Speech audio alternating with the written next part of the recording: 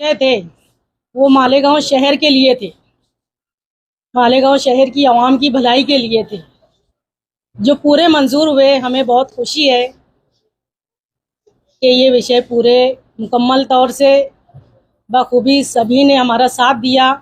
जो जन्म दाखिले का मामला है, हमने कॉरपोरेशन के जो इलेक्शन हो रहे थे, हमने हर मीटिंगों में जगह जगह जाकर जो हमारी गरीब आवाम को बहुत ही दिक्कत का सामना करना पड़ रहा है, अभी तक भी वो बहुत मुश्किलों में है, हमने उसी के हिसाब से जन्म दाखिलों का जो मामला जेल में है, जिनके ऊपर केसेस हुए, आज उनके लिए हम हमारी हैसियत के मुताबिक जहां मालेगांव डिफेंस कमेटी शेख आसिफ साहब मुस्तकीम डिग्निटी 1 साल से लड़ाई कर रहे हैं, जो बेजा लोग जेल में है और बेजा कानून के दायरे में फंसे हुए, आज एक बड़ा कदम हमारा इलेक्शनी वादा पूरा हुआ, जिसका हमको खुशी है। हम अल्लाह ताला की शुक्रगुजार है कि शहर पर इल्जाम लगाया, SIT बैठाई गई, किरीट सुमैया यहाँ बार बार आए, SIT की अपनी इंक्वायरी कंप्लीट हो गई, उसमें कई लोग, सिर्फ मुसलमान नहीं है।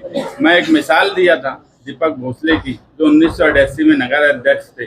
भोसले खानदान मराठा समाज का, क्या वो रोहिंग्या पाकिस्तानी या बांग्लादेशी हो सकते हैं क्या? कोई भी मालेगांव में रोहिंग्या बांग्लादेशी और पाकिस्तानी नहीं है। SIT की जो रिपोर्ट गई, वो रिपोर्ट में आज तक ये साबित नहीं हुआ कि ऐसा कुछ है। 1044 जो जन्म दाखिले थे, वो आदेश तहसीलदार ने दिया था और वो आदेश महानगर पालिका को मिले तो उस पर जन्म दाखिला इशू हुआ, और उन्हीं लोगों को आरोपी कर देना जो अरीजादार थे, ये बिल्कुल नाइंसाफी। पूरा शहर हमारा है और यहाँ के जो जितने भी रहवासी है, चाहे वो हिंदू भाई, मुसलमान भाई, जितने भी लोग हैं, हम सबको साथ में लेके चलेंगे। हम भेदभाव पूरे शहर के अंदर भेदभाव नहीं करेंगे और पूरे शहर की आवाम के जितने भी कामकाज है, हम इंशाल्लाह पूरा ईमानदारी से पूरे शहर की आवाम का हम कामकाज करें।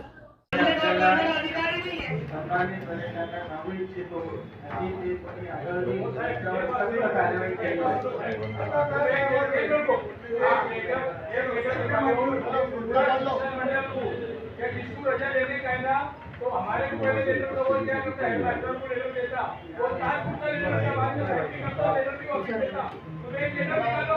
जो लोग नजर के ऊपर डाले गए, उन्होंने शिक्षण मंडल को ये मैंने की रजाई के 4 महीने किए, ये 3 महीने से किया, बाद में आगे मैंने सहन करके लेटर लेकर आए गए, ये अभी ठीक है। आज हमारा सन लग रहा है, इसके बाद सिर्फ पहले बोलेंगे नहीं, ये जो भी आप सुधार में बहुत बढ़िया बात करोगे, उनका कोई कसूर नहीं है, जो 40-40, 50-50 हजार रुपया पगार, ये उनका कसूर है। और हमारी मेहनत के पैसे की कमाई हमारे लोग के अंदर, लोग प्लास्टिक के छूट के अंदर एक पट्टी और 9 पट्टी करते, लेकिन वो लेने से ये नहीं होता। अभी तुम एक पत्र निकालो क्या जो भी रजा देने का रहेगा, उसकी माहिती जब तक शिक्षण मंडल को नहीं रहेगी, उसकी हम रजा मंजूरी का किया नहीं करेंगे। ये लेटर तुमने निकालना चाहिए, मेरी विनती है।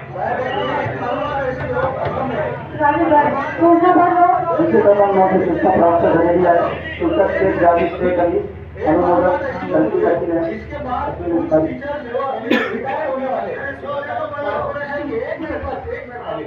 जो कुछ टीचर रिटायर होने वाले आगे 2-4 महीने 6 महीने में, तो आप फिर ऐसे करने वाले हैं क्या? एक का 2 महीने कर देंगे, ये चीज का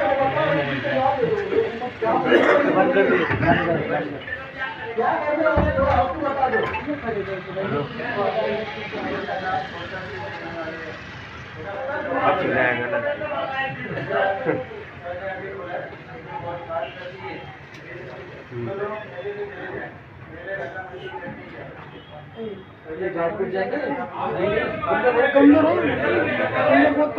मालेगांव महानगरपालिका शिक्षण विभागाच्या शासकीय शाळांमधील काही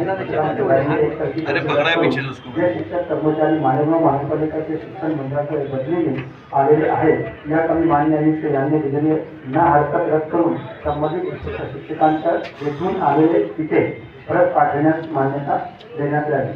तथापि शिक्षण मंडळाच्या शिक्षकांचे आवश्यक असलेले शासनाचे पोर्टलवरून मागणी करण्यात आली। या प्रक्रियेत कालावधी लागणार असल्याने व विद्यार्थ्यांचे शैक्षणिक नुकसान होऊ नये यासाठी महानगरपालिका स्तरावर मागण्या तत्वावर काही शिक्षक कर्मचारी 2024-25 में तहसीलदार जो आदेश देता था, उस आदेश पर तहसीलदार के आदेश पे महानगर पालिका जन्म दाखिले दिया करती है।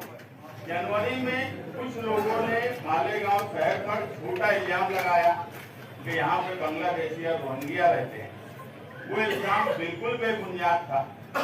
उस पर सरकार ने इंक्वायरी करवाई, लेकिन हमारी मालूमात में ऐसा कोई रोहिंग्या बांग्लादेशी 3460 में नहीं मिला। और 3460 जन्म दाखिले को रद्द करने की बात सिर्फ इसलिए की गई कि नायब तहसीलदार ने वो जन्म दाखिले आदेश इशू किए।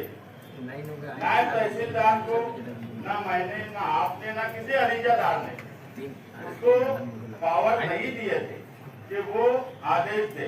ये पावर देने का काम तहसीलदार ने किया था। एक आम नागरिक को ये नहीं मालूम होता कि वो प्रोसेस करता है कि उसको ये यानी हेल्थ डिपार्टमेंट में आना है, वहां से प्रांत ऑफिस। महाराष्ट्र में एक दीपा भोसले जो मालेगांव म्युनिसिपैलिटी का पहला नागरिक रहा हो, क्या वो उसका जन्म दाखिला रद्द कर दिया गया? क्या वो बांग्लादेशी हो सकता है? क्या वो रोहिंग्या हो सकता है? क्या वो पाकिस्तानी हो सकता है?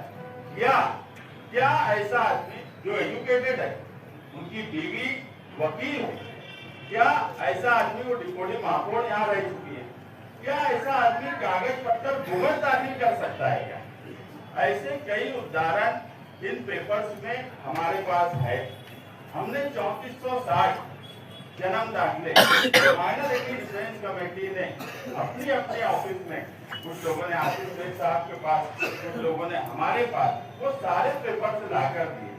उसमें हमको कहीं से ऐसा नहीं लगता कि वो फॉर्जरी या कोई गलत तरीके से पेपर सबमिट किए। अगर उन्होंने अपने पेपर से दिए हैं तहसील ऑफिस में और वो पेपर्स आज की तहसील ऑफिस में, हो सकता है हेल्थ डिपार्टमेंट में 3460 2024-25 में तहसीलदार जो आदेश देता था, उस आदेश पर तहसीलदार के आदेश पे महानगर पालिका जन्म दाखिले दिया करती है। 24-25 जनवरी में कुछ लोगों ने मालेगांव शहर पर झूठा इल्जाम लगाया कि यहाँ पे बांग्लादेशी और रोहिंग्या रहते हैं। वो इल्जाम बिल्कुल बेबुनियाद था। उस पर सरकार ने इंक्वायरी करवाई, लेकिन हमारी मालूमात में ऐसा कोई रोहिंग्या बांग्लादेशी 3460 में नहीं मिला। और 3460 जन्म दाखिले को रद्द करने की बात सिर्फ इसलिए की गई कि नायब तहसीलदार ने वो जन्म दाखिले आदेश इशू किए। नायब तहसीलदार को 3460 2024-25 में तहसीलदार जो आदेश देता था, उस आदेश पर तहसीलदार के आदेश पे महानगर पालिका जन्म दाखिले दिया करती है। 24-25 जनवरी में कुछ लोगों ने मालेगांव शहर पर झूठा इल्जाम लगाया कि यहाँ पे बांग्लादेशी और रोहिंग्या रहते हैं। वो इल्जाम बिल्कुल बेबुनियाद था। उस पर सरकार ने इंक्वायरी करवाई, लेकिन हमारी मालूमात में ऐसा कोई रोहिंग्या 3460 2024-25 में तहसीलदार जो आदेश देता था, उस आदेश पर तहसीलदार के आदेश पे महानगर पालिका जन्म दाखिले दिया करती है। 24-25 जनवरी में कुछ लोगों ने मालेगांव शहर पर झूठा इल्जाम लगाया कि यहाँ पे बांग्लादेशी और रोहिंग्या रहते हैं। वो इल्जाम बिल्कुल बेबुनियाद था। उस पर सरकार ने इंक्वायरी करवाई, लेकिन हमारी मालूमात में ऐसा कोई रोहिंग्या बांग्लादेशी 3460 में नहीं मिला। और 3460 जन्म दाखिले को रद्द करने की बात सिर्फ इसलिए की गई कि नायब तहसीलदार ने वो जन्म दाखिले आदेश इशू किए।